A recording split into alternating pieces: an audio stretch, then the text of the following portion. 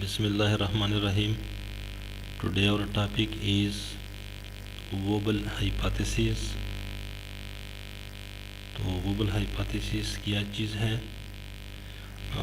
ये wobble hypothesis जो है इसका ताल्लुक टीआरएनए ट्रांसफ़र आरएनए के साथ है और टीआरएनए पे जो एंटीकोडान है वो एंटीकोडान में जो नाइट्रोजनस बेसिस है वो nitrogenous bases at the position number 1 nitrogenous base position number 1 पे जो नाइट्रोजनस बेस है एंटीकोडान में वो चेंज होती है और उसकी वजह से फिर ये जो है एक टीआरएनए जो है वो मुख्तलिफ एक से ज़्यादा कोडान के लिए कोड कर सकता है। एक से ज़्यादा कोडान के लिए टीआरएनए रिस्पांस दे सकती है। यही वजह है कि इसमें जो वोबल पोजीशन है या जो वोबलिंग का फिनोमेनन है वो यहाँ पर मुलव्वस है। तो इस आज के टॉपिक में हमने ये एक्सप्लेन करना है। कोई भी आप जेनेटिक कोड टेबल में जाएं तो जेनेटिक कोड टेबल में आप देख लें, स्क्रीन पे आप देख रहे हैं कि मासेवाई मिथियोनिन एंड ट्रिप्टोफेन, बाकी तमाम जितने भी ये जो अमीनो एसिड है they are coded by more than 1 codons. Leucine को देख ले, वेलिन को देख ले, ग्लाइसिन को देख ले, अर्जिनिन को देख ले। तो आप स्क्रीन पे देख रहे हैं कि देखें फॉर एग्जांपल हम ग्लाइसिन को लेते हैं, बिल्कुल राइट पे नीचे बटन में, राइट टेबल के राइट पे बटन में देख ले ग्लाइसिन। तो मतलब इस तरह कोई भी एग्जांपल आप ले सकते हैं, लेकिन आसानी के लिए हम ग्लाइसिन को लेते हैं। तो ग्लाइसिन जो है glycine is coded by 4 codons. Glycine amino acid जो है वो 4 कोडान, अगर कोई एमआरएनए में कोडान GGU है फिर भी ग्लाइसिन आएगा, टीआरएनए इसको लाएगी। अगर GGC है फिर भी ग्लाइसिन ही लाएगा, टीआरएनए इसको लाएगी। अगर GGA है तो कहने का मतलब ये हुआ कि 4 किस्म के कोडान के लिए टीआरएनए रिस्पांस देती है और वो ग्लाइसिन को लाती है। तो ये क्यों देती है? इसलिए कि वो जो एंटीकोडान के पोजीशन नंबर 1 पे जो नाइट्रोजनस बेस है वो थोड़ा चेंज होता है, उसमें ये सलाहियत है चेंज की। इस वजह से वो टीआरएनए जो है वो मतलब इस 4 कोडान के लिए कोड कर सकती है, रिस्पांस दे सकती है। इस तरह अगर हम देख लें 20 अमीनो एसिड है तो 20 टीआरएनए भी होने चाहिए, लेकिन इस तरह नहीं है, आरएनए की तादाद थोड़ी ज़्यादा है। इस तरह अगर कोडान को देख ले तो सेंस कोडान की तादाद 61 सेंस कोडान है। तो होना चाहिए था कि हर एक कोडान के लिए एक टीआरएनए होनी चाहिए थी। तो इस तरह तो 61 कोडान के लिए 61 टीआरएनए भी होने चाहिए, लेकिन इस तरह नहीं है। टीआरएनए की तादाद इससे कम है, 61 से कम है। तो कहने का मतलब ये हुआ कि ये जो हर एक कोडान में जो कोडान, तो आपको पता है कोडान एमआरएनए पे प्रेजेंट होते हैं। तो ये जेनेटिक टेबल जो है ये एमआरएनए वाले कोडान की बात हो रही है। तो हर एक codon triplet of nucleotide, 3-3 nucleotide मिलकर एक कोडान बनाते हैं। तो कोडान में फर्स्ट नंबर नाइट्रोजनस बेस और सेकंड नंबर नाइट्रोजनस बेस ये बड़े कीमती है। अगर इनमें कोई चेंज आ जाए तो अमीनो एसिड चेंज हो सकती है। ये 3rd नंबर नाइट्रोजनस बेस जो है कोडान पे, इसकी इतनी वैल्यू नहीं है। ये चेंज भी हो जाए तो क्या है, अमीनो एसिड वही आएगा। फॉर एग्जांपल आप ग्लाइसिन को देख लें, टेबल में ग्लाइसिन की तरह देख लिया। अच्छा, तो ये देखिए फर्स्ट और सेकंड नाइट्रोजन बेस को देखिए GG, फिर सेकंड GG, ये चारों कोडान में फर्स्ट और सेकंड पोजीशन पे G और G गवानीन है। 3rd नंबर पोजीशन पे कभी U है, कभी C है, कभी A है, कभी G है। इसका मतलब ये हुआ कि अगर 3rd नंबर पोजीशन पे कोई भी नाइट्रोजनस बेस चेंज हो जाए तो खैर हो जाए, कोई परवाह नहीं है, अमीनो एसिड फिर भी वही आता है। तो इसका फ़ायदा क्या हुआ?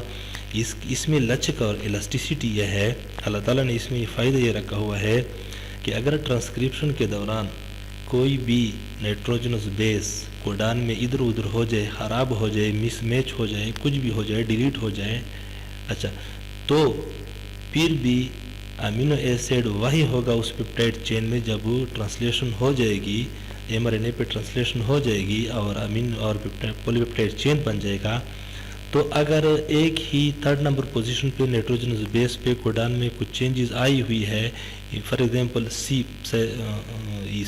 सी प्रेजेंट थी, अब इसकी जगह एडेनिन है, तो कोई परवाह नहीं है, फिर भी वही ग्लाइसिन ही अमीनो एसिड पॉलीपेप्टाइड चेन में होगा तो म्यूटेशन नहीं होगी। जब म्यूटेशन नहीं होगी तो प्रॉपर प्रोटीन बनेगा, और प्रॉपर प्रोटीन बनेगा there will be no matter, कुछ कोई प्रॉब्लम कोई मसला नहीं होगा, डिजीज़ वगैरह नहीं होंगे। समझ आ रही बात? तो ये थर्ड नंबर पोजीशन पे अगर कोई नाइट्रोजनस बेस कोडान में चेंज भी हो जाए, खैर चेंज हो जाए, कोई परवाह नहीं है, अमीनो एसिड वही होगी। इस तरह बाकी कोडान पे भी आप ये फार्मूला अप्लाई कर सकते हैं। अच्छा, तो ये जो वोबल हाइपोथेसिस है ये फ्रांसिस क्रिक ने 1996 में बताया था, इंट्रोड्यूस्ड बाय फ्रांसिस क्रिक इन 1996। ठीक है, तो इस वजह से वो कहते हैं कि जो डीजेनेरेसी है जेनेटिक कोड में, या रिडंडेंसी REDUNDANCY रिडंडेंसी, खराबी या फलतूपन, हम तो कहते थे कि जेनेटिक कोड जो है वो यूनिवर्सल है, यूनिवर्सलिटी इसमें पाई जाती है। तो इसका ये मतलब हुआ कि जेनेटिक कोड जहाँ पे भी कोई कोड होगी वो वही अमीनो एसिड के लिए कोड करेगी। तो हम देखते हैं कि नहीं, न्यूक्लियर डीएनए में कभी कभी स्टॉप कोडान होते हैं, तो वही कोडान माइटोकॉन्ड्रिया के अंदर वही कोडान फिर किसी अमीनो एसिड के लिए कोड करते हैं। तो यही वजह है कि ये जो यूनिवर्सलिटी जो थी, ओरिजिनलिटी ऑफ जेनेटिक कोड है, वो थोड़ी मुतासर हो रही है, ख़राब हो रही है। और वो क्यों ख़राब हो रही है? ड्यू टू वोबलिंग की वजह से, कि टीआरएनए पे जो पोजीशन नंबर 1 पे एंटी कोडान में जो नाइट्रोजनस बेस है वो मुख्तलिफ कोडान के बेस के साथ पोजीशन नंबर 3 पे मुख्तलिफ नाइट्रोजनस बेस के साथ वो बांड बना सकता है। तो ये लचक टीआरएनए में पाई जाती है। तो इस वजह से मुख्तलिफ कोडान जो है सेम अमीनो एसिड के लिए कोड करते हैं मुख्तलिफ डिफरेंट साइट पे। अच्छा, तो इसमें आपने देखा ये जिक्र हुआ है कि 61 कोडान है, सेंस कोडान है, तो 61 कोडान के लिए फिर तो टीआरएनए भी 61 होनी चाहिए, लेकिन वो नहीं है। आप इसको मतलब है इसको इस तरह लिख लें। अच्छा, ये जो आप टेबल अभी आप देख रहे हैं, तो ये जो टीआरएनए पे जो फर्स्ट पोजीशन पे, अच्छा नंबरिंग जो आप करते हैं, एमआरएनए पे हो कोडान, एमआरएनए पे जो कोडान है तो 3 न्यूक्लियोटाइड कोडान बनाते हैं। तो 5 प्राइम से गिनती शुरू करेंगे 3 प्राइम की तरफ, मतलब गिनती की डायरेक्शन लेफ्ट से राइट की तरफ होगी। तो एक कोडान को आप जहन में लाएं, ठीक है, तो एक कोडान को जहन में लाएं। फॉर एग्जांपल ये ग्लाइसिन वाला कोडान है GGU, ठीक है। तो अब अगर ये कोडान एमआरएनए पे प्रेजेंट है तो 5 प्राइम टू 3 प्राइम डायरेक्शन इसकी होगी। तो ये पहला जी जो है इसको 1 देंगे, सेकंड जी को 2 और यू को थर्ड पोजीशन देंगे 3 नंबर, ठीक है।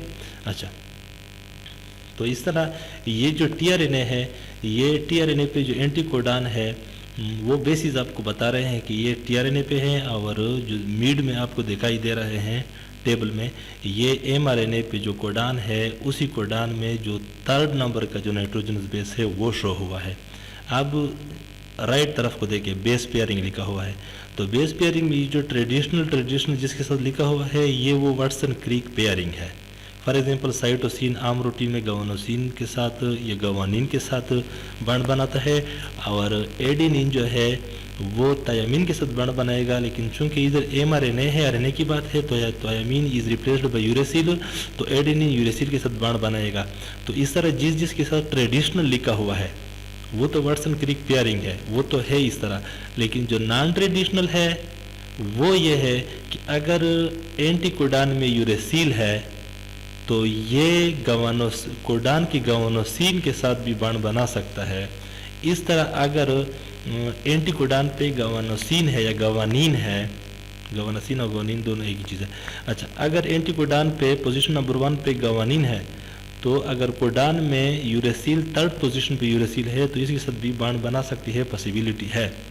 अच्छा, एनादर नाइट्रोजनस बेस जो है जो नया लग रहा है, मतलब ये 1996 में पता चला है, इनोसिन, INOSINE, इनोसिन। तो इनोसिन जो है आगे उसका वो है स्लाइड है। तो इनोसिन जो है दिस इज प्यूरिन बेस, समझने की कोशिश करें। इनोसिन नाइट्रोजनस बेस है, बिलोंग टू प्यूरिन्स, प्यूरिन है, and this is the enzymatic modified form of guanine. Inosine guanine की थोड़ी बहुत मॉडिफिकेशन हुई है तो इनोसिन बन गया। प्यूरिन में कौन कौन थे नॉर्मली? एडेनिन और गवानिन। तो गवानिन की पोजीशन थोड़ी बहुत स्ट्रक्चर में थोड़ा बहुत फर्क आया और इनोसिन बन गया। अब ये इनोसिन को देख ले, अगर इनोसिन ट्रांसफर आरएनए पे इनोसिन है और mRNA में यूरेसिल पाया गया 3rd नंबर पोजीशन पे, तो इनोसिन यूरेसिल के साथ भी बॉन्ड बना सकते हैं, जिसके साथ लिखा हुआ है नॉन ट्रेडिशनल, यानी वर्सन क्रिक वाला नहीं है, नॉन ट्रेडिशनल हुआ। अच्छा, अगर इनोसिन उधर टीआरएनए पे इनोसिन है पोजीशन नंबर 1 पे, तो कोडान में पोजीशन नंबर 3 पे अगर साइटोसिन है, फिर भी पॉसिबिलिटी है कि इनोसिन और साइटोसिन बॉन्ड बनाएगा। इस तरह अगर इनोसिन है तो बॉन्ड एडेनिन के साथ भी बना सकता है। तो ये नॉन ट्रेडिशनल है, ये वाटसन क्रिक वाला पेयरिंग नहीं है, कोई अजीब सी बात हुई। तो यही वजह है कि टीआरएनए पे इतने सारे बेसिस आ सकते हैं पोजीशन नंबर 1 पे, और वो बॉन्ड बना सकते हैं कोडान के 3rd नंबर पोजीशन के नाइट्रोजनस बेस के साथ। तो पॉसिबिलिटी हो गए। तो अब कोडान में ये बेस, जो बेस इनको मिला, बस उसके साथ उस पर वो अमीनो एसिड लाता है, टीआरएनए और अमीनो एसिड को छोड़ देगी। अच्छा, बस इसमें ये बातें हुई है कि ये जो इसमें ये बातें हुई कि नाइट्रोजनस बेसिस जो है कोडान पे 1st और 2 पोजीशन पे, ये इंपॉर्टेंट है। 3rd नंबर वाला जो नाइट्रोजनस बेस है, कोडान की बात कर रहा हूँ, 3rd नंबर कोडान में जो नाइट्रोजनस बेस है उसकी इतनी वैल्यू नहीं है, वो चेंज भी हो जाए, टीआरएनए वही अमीनो एसिड छोड़ेगी राइबोसोम पे। अच्छा, ठीक है। तो कहते हैं कि इस वजह से फिर ये वोबलिंग का फिनोमेनन जो है, या वोबलिंग जो है, वोबल हाइपोथेसिस, या वोबलिंग जो हो रही है, ये इन्हीं नॉन ट्रेडिशनल नाइट्रोजनस बेसिस की वजह से पॉसिबल है। अच्छा, ये इनोसिन की बात उन्होंने की है। तो इनोसिन जो है वो यूरेसिल के साथ भी बॉन्ड बना सकता है, साइटोसिन के साथ भी और एडेनिन के साथ भी, ठीक है। अच्छा, आप ये देख रहे हैं कि ये जो टीआरएनए पे उन्होंने लिखा है कि टीआरएनए में पोजीशन नंबर 1 पे देखिए, नंबरिंग 5 प्राइम से 3 प्राइम की तरफ गिनती करोगे तो पोजीशन 5 प्राइम ऊपर लकीर को देखिए, तो ऊपर में जो टीआरएनए है, टीआरएनए में जो 5 प्राइम है, तो 5 प्राइम में से गिनती करोगे तो हर एक एंटीकोडान को गिनती करोगे 1 2 3। तो ये जो येलो किस्म की जो गवानीन है, येलो जो है वो पोजीशन नंबर 1 पे है टीआरएनए पे। तो वो पोजीशन नंबर 1 पे टीआरएनए है, और नीचे इसका जो है कोडान में जो पोजीशन नंबर 3 पे यूरेसिल है, तो इसमें बॉन्ड पॉसिबल है। इस तरह सब पे अप्लाई करो, ठीक है। तो इनोसिन जो है, इनोसिन ये यूरेसिल के साथ भी बॉन्ड बना सकता है, अगर कोडान में यूरेसिल 3rd पोजीशन पे पाया गया तो बॉन्ड बनाएगा। इस तरह एडेनिन के साथ, इस तरह साइटोसिन के साथ, और गवानीन जो है यूरेसिल के साथ। तो ये सारे जो है ये वोबल बेसिस है, इनको वोबल बेसिस कहते हैं। और जब ये पेयर बनाते हैं, बॉन्ड बनाएंगे, तो इसको हम कहेंगे वोबल पेयर्स। और जहाँ पे भी ये अगर एंटी कोडान में है पोजीशन नंबर 1 पे, तो ये वोबल पोजीशन है टीआरएनए में। और mRNA पे भी वोबल पोजीशन है, और वो 3rd नंबर नाइट्रोजनस बेस है हर एक कोडान में। समझ आ गई? 3rd नंबर नाइट्रोजनस बेस हर एक कोडान में वो वोबल पोजीशन है कि यहाँ पर वो वोबल जो नाइट्रोजनस बेस है यहाँ पर बॉन्ड बना सकता है। तो आप ये नीचे टेबल में भी देख सकते हैं, एंटी कोडान अगर इनोसिन है तो एडेनिन, यूरेसिल, साइटोसिन के साथ बॉन्ड बना सकते हैं। कोई भी इनमें से अगर 3rd पोजीशन पे हुआ कोडान में, एडेनिन हुआ, यूरेसिल हुआ, साइटोसिन हुआ, तो ये बॉन्ड बना सकता है। इस तरह सबको आप देख लें, ठीक है। अच्छा, इसमें आप देख लें कि नॉर्मल अगर ल्यूसीन के लिए अगर कोडान, अच्छा अगर mRNA पे कोडान जो है वो CUC है और टीआरएनए पे GAG है, तो ये नॉर्मल गवानीन साइटोसिन के साथ बॉन्ड बनाते हैं, ये नॉर्मल बेस पेयर है या normal Watson Crick base pairing है। अब अगर एंटीकोडान जो है राइट साइड को देखें टीआरएनए को, अगर पोजीशन नंबर 1 पे गिनती हम 5 प्राइम से करेंगे 1 2 3, तो पोजीशन नंबर 1 पे गवानीन है एंटीकोडान में, तो पोजीशन नंबर 1 पे जो नाइट्रोजन बेस है वो गवानीन है, तो ये कोडान के थर्ड नंबर कोडान 5 प्राइम से गिनती करोगे 1 2 3, तो साइटोसिन 1, यूरेसिल 2 और थर्ड वाला यूरेसिल 3 नंबर पे आ गया। तो थर्ड नंबर यूरेसिल के साथ गवानीन बॉन्ड बनाता है, जो कि ये वोबल पेयरिंग है और ये नॉन ट्रेडिशनल है, नहीं होना चाहिए था लेकिन ये हो रहा है।